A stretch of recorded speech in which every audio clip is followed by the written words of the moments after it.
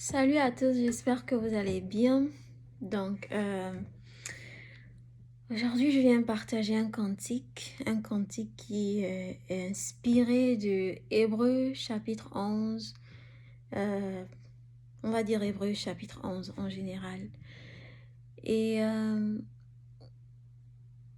c'est aussi là une occasion aussi pour moi de venir encore interpeller les uns et les autres par rapport à notre marche, par rapport à jusqu'où nous sommes capables d'aller avec le Seigneur.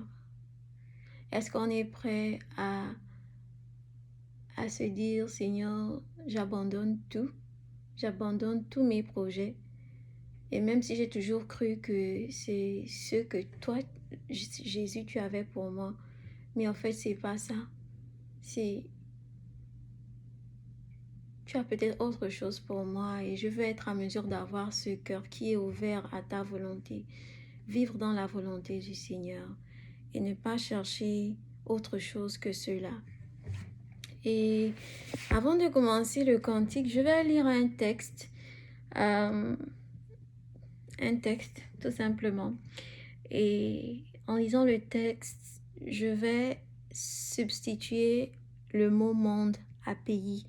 En fait, ne voyez pas le monde comme étant cet endroit où voilà, il y a beaucoup de pays, continents et tout ça, mais juste un seul pays. Un seul pays. Donc, je vais lire le texte.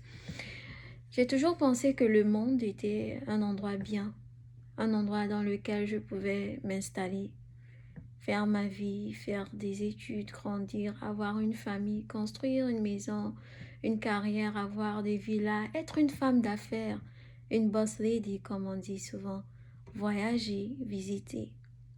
Mais je me suis rendu compte et je me rends de plus en plus compte que je n'ai pas envie de m'y installer dans ce monde. J'ai pas du tout envie. Je crois qu'il y a un endroit bien plus meilleur. J'ai pas envie de construire dans ce monde, disons, dans ce pays qui est appelé le monde. C'est un investissement qui ne me profitera pas. Ce n'est pas du tout un endroit dans lequel j'aimerais passer la fin de mes jours. C'est un grand pays, le monde, mais j'ai entendu parler d'un pays bien meilleur et j'aspire à y aller. Je fais mes bagages car des nouvelles me parviennent. J'entends parler de ce pays-là. Je n'entends que des éloges. Pour l'instant, je supporte, car je suis encore dans le monde. Je supporte, mais je me prépare et j'économise. J'économise pour que je sois riche en allant m'installer dans ce pays meilleur qui est appelé le royaume de Dieu. Le monde nous offre beaucoup de choses, tout pour nous garder, tout pour nous garder, tout pour nous faire croire que le bonheur c'est ici, dans ce monde-là. Mais en fait, ce n'est qu'une illusion. Mon vrai bonheur, c'est d'aller dans ce pays-là dont j'ai tant entendu parler. Et j'aimerais y aller. Et je m'organise, je prépare mes bagages, je prépare mes affaires. Je veux pas du tout rester dans le monde. Je veux pas du tout rester dans le monde. Il y a un monde bien plus meilleur. Il y a un royaume bien plus meilleur que le monde. Mes pensées, mon cœur sont déjà dans ce pays-là. Je suis ici dans le monde, mais mon cœur est déjà dans le pays appelé le royaume. Et si toi qui m'écoutes, tu veux aussi me rejoindre, ce n'est pas un message de désespoir, mais c'est plutôt un message d'espérance et de se dire qu'il y a un endroit bien plus meilleur et je m'y prépare. Je m'y prépare, je sais ce que ça va me coûter. Je sais ce que ça va me coûter. Je sais ce que ça me demande de lâcher, de laisser. Et ça en vaut la peine. Ça en vaut la peine. Ça en vaut vraiment la peine. Ça en vaut la peine. Je vais commencer le cantique.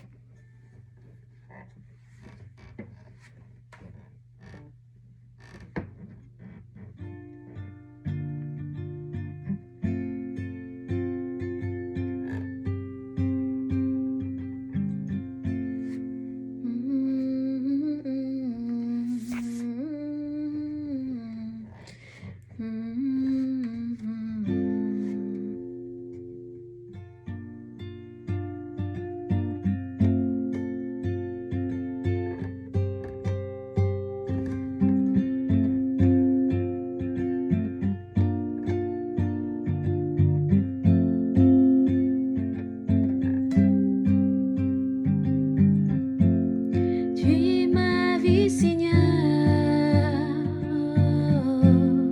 Tu es ma vie, Seigneur. Tu es ma vie, Seigneur. Tu es ma vie, Seigneur. Tu es ma vie, Jésus. Tu es ma vie, Jésus.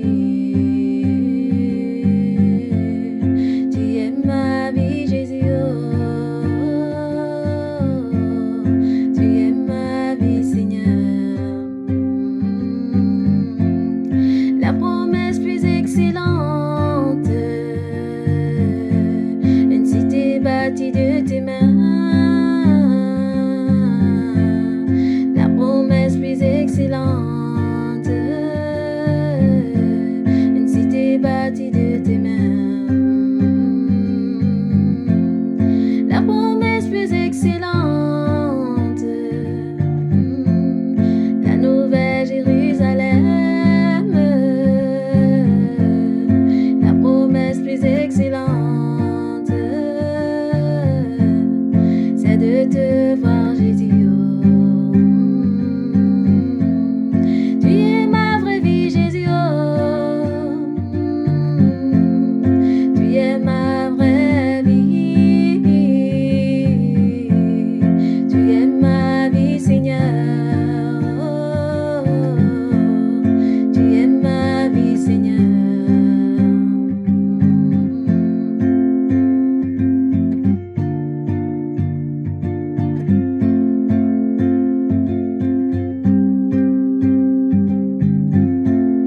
Toutes mes ambitions déposées à tes pieds, et tous mes projets déposés à tes pieds. Tu es ma vie, Jésus. Tu es ma vie, Jésus. Tu es ma vie, Seigneur. Tu es ma vie, Seigneur. La promesse plus excellente, une cité bâtie de tes mains. La promesse plus excellente, la nouvelle Jérusalem. Oh, la promesse plus excellente, de rencontrer Jésus. La promesse plus excellente,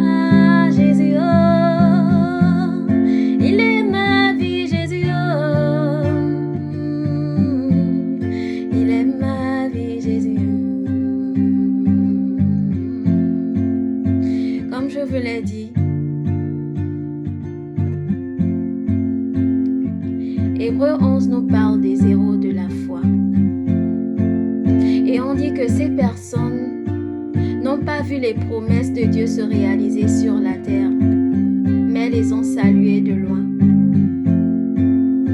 Et elles se sont dit qu'elles étaient de passage sur la terre. Oh, quelles étaient ces promesses? Je ne saurais le dire. Mais le Seigneur lui-même, Dieu les a jugées dignes. Et il a dit qu'il va les construire une cité. Il a une promesse plus excellente que celle que nous pouvons espérer ici sur la terre. Et ces personnes-là, ces héros de la foi, elles ont gardé cette attitude. Elles n'ont pas renié la foi. Elles ont dit, même si le Seigneur ne me guérit pas, même si le Seigneur ne fait pas ce à quoi je m'attends, même si ça ne se réalise pas, je continuerai de chanter sa fidélité, car il me donnera certainement une promesse excellente. Il est ma vie, Jésus. Il est ta vie, Jésus. Est-ce que tu peux résoudre dans ton cœur aujourd'hui, prendre la résolution? Je ne sais pas quelles sont tes attentes. On a tellement de choses. Pour d'autres, ce sont les enfants. Pour d'autres, c'est un mari, une femme. Pour d'autres, ce sont des maisons, des voitures, de l'argent, des voyages, l'opulence, la richesse, une carrière. Je ne sais pas. Mais est-ce que tu crois qu'il y a quelque chose de plus excellent que le Seigneur peut te donner? Ne limite pas le Seigneur à ces choses. Non. Car la vie éternelle, passer l'éternité auprès de lui, c'est ça la vraie vie. C'est ça le vrai bonheur.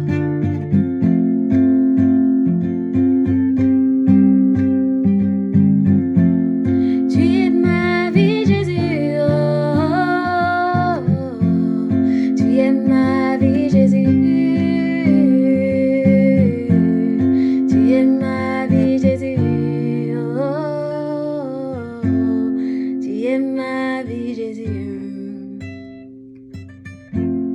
La promesse plus excellente,